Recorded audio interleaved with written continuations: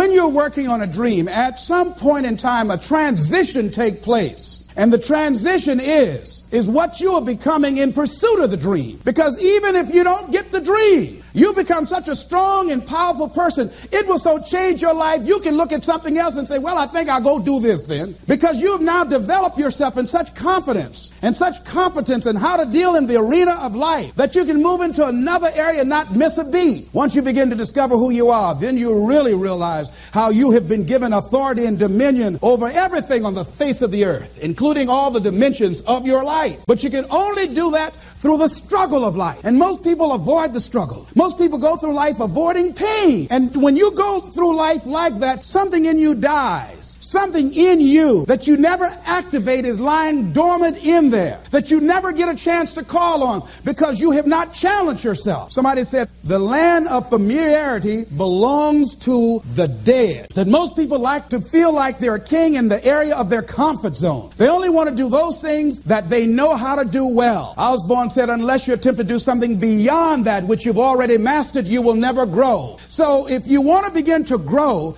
you've got to put something out here that you can't reach easily, that has got to make you stretch, got to make you jump for it, got to make you get back a little bit and dig in so that you can take a leap for it. And maybe you jump up there and you miss it and you skin your knees and you come back again and you bust your lip next time. But you keep on, and through that process, you learn how to leap higher. You start challenging yourself to dig deeper, and then you discover some things about you that you don't know right now. Some talents that you have in you that you didn't know that you can do. I started out just talking to kids, and now I'm speaking at corporations. Now I'm traveling. I didn't know I can do this, but had I not given myself a chance, and I'm saying to you, give yourself a chance. Here's something else. If you want to begin to make your stuff happen for you, I think that it's very important that you start trusting yourself. Listen to yourself. Listen to that still small voice within you. Don't try and make everything logical. There's some things about life that defies logic, that you just can't explain how the outcome is going to be. I think that's why Paul said you've got to learn how to walk by faith and not by sight. That once you begin to trust yourself and your ideas and your instincts, life takes on a whole new meaning, because now I want you to do that feeling that you are led. Just feel, I am led. I remember the worst speech I had ever given in my life. I let someone exploit a fear that I had. For years I had a tremendous inferiority complex because I'm not college educated. And this person knew this. And she said, let me write this speech for you. You're going to speak at Ohio State University. Those people are very educated there, and they're going to know when you make grammatical errors, and they're going to know because of the substance of your speech that you are not literate. I care about you, and I don't want you to embarrass yourself. So this person proceeded to write a speech for me.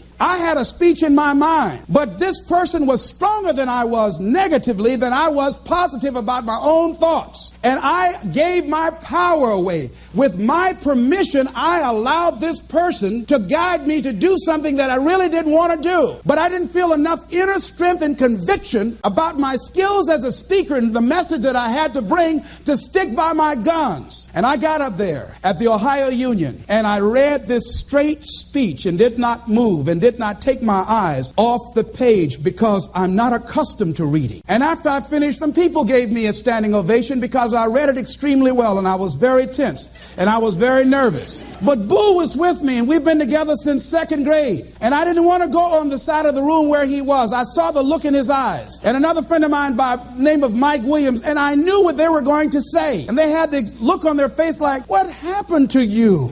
And so I didn't go over there. I went over here where I could get some compliments. And these people were saying, you were very good. Oh, thank you very much.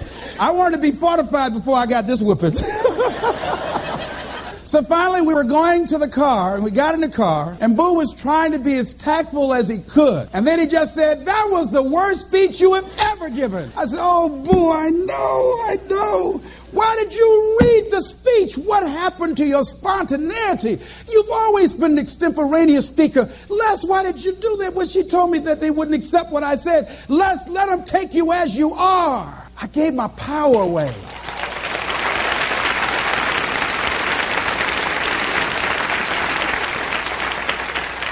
Ladies and gentlemen, don't give your power away. You don't need anybody to approve your dream. It was given to you. If they can't see it, it's because it wasn't given to them. It was given to you. Hold it, nourish it, cultivate it, work on it. It's yours. It's your baby. Work on it until it comes into fruition. I gave away my power, and I said, I'm not going to do that no more. If you've ever given away your power, repeat after me, please. I'm not going to do that no more.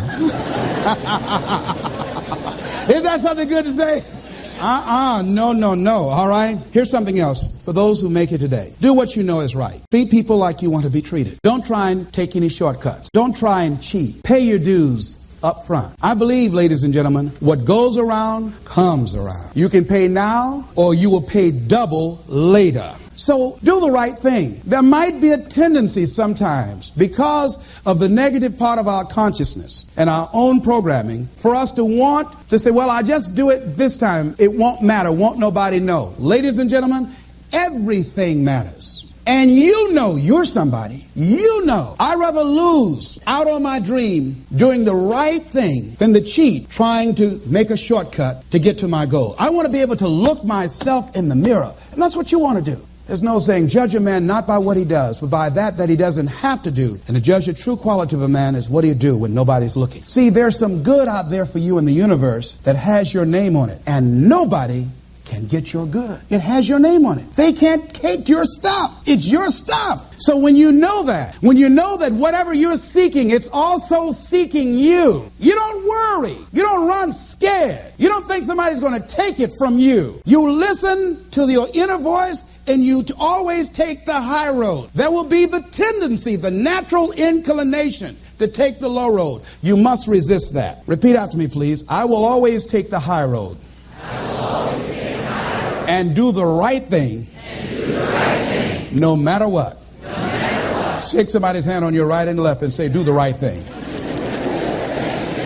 Here's something else I encourage you to do if you want to make it today. Keep your agreements. Keep your agreements that you make and establish a network of people who will also do that. Establish a network of people in your life that you can count on, that will be there for you when you need them, and you be there for them. And test them sometimes. Find out how many flaky people you've got in your life. Ask them to meet you someplace and say, this is very important for me. Will you be there for me? I need you. And whoever shows up, write their name down. Those that don't show up, draw a line through their name. And when they call you, make sure you're not available for them. Are you busy? No. I just choose not to deal with you in this way. Get all the flaky people out of your life. I asked a friend of mine today about a mutual friend. I said, have you talked to him? She said, no. I said, why? He's so negative. I had to cut him out of my life. I couldn't risk having him in my life. In my office, I have a lot of fruit. And I had a basket of apples on the table, and I had a plum that had spoiled. When I picked the plum up off this granny apple, it left a brown spot. You ever heard said one spoiled apple will spoil a whole barrel? One negative person can spoil your whole life. Leave the flakes alone. People that are seriously not serious. And if you're surrounded by flakes, that tells you who you are. Because like attracts like. Hello? I know you don't like that. I bet you won't applaud that one.